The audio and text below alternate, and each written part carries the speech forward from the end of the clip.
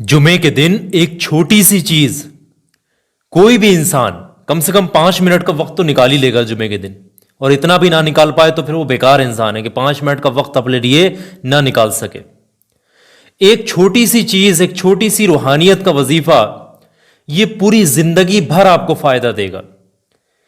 ये एक ऐसा अमल है जो सिर्फ एक बार आप जुमे के दिन सिर्फ 5 मिनट का वक्त निकाल लें, थोड़ा सा वक्त निकाल लें, इसको पढ़ लें सच्चे दिल से। इसको पढ़ने से क्या होगा, ऐसी ऐसी जगह से आपके काम बनेंगे, ऐसी ऐसी परेशानियां मुश्किलात आपकी दूर होंगी, आप सोच भी नहीं सकते।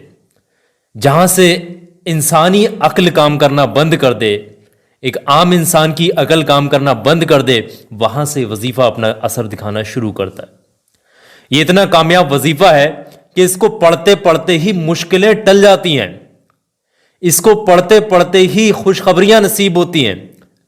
इस जुमे को आपने पढ़ा, इस वजीफे को, अगला जुमा आने तक इंशाअल्लाह जिस मकसद के लिए इस वजीफे को पढ़ने वाले शख्स के हाथ उठे होंगे, वो अगला जुमा आने से पहले पहले ही वो हाथ जो भी दुआएं मांग करके उठाए गए हैं, वो दुआ इंशाअल्लाह अल्लाह की बारगाह में ज़रूर कबूल होगी।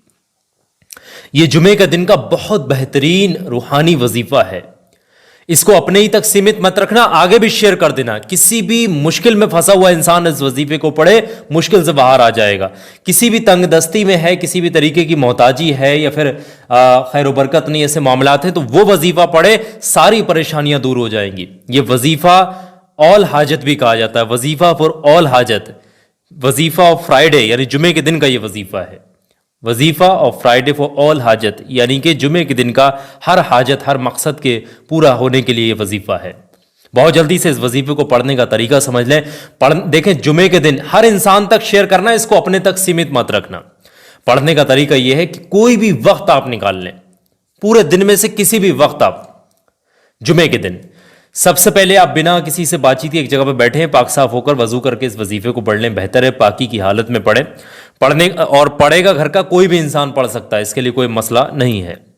पढ़ने का तरीका ये, सबसे पहले शुरुआत में 3 बार दरूद पाक पढ़ना। जो भी दरूद पाक आपको याद है, शुरुआत में 3 बार पढ़ लीजिएगा।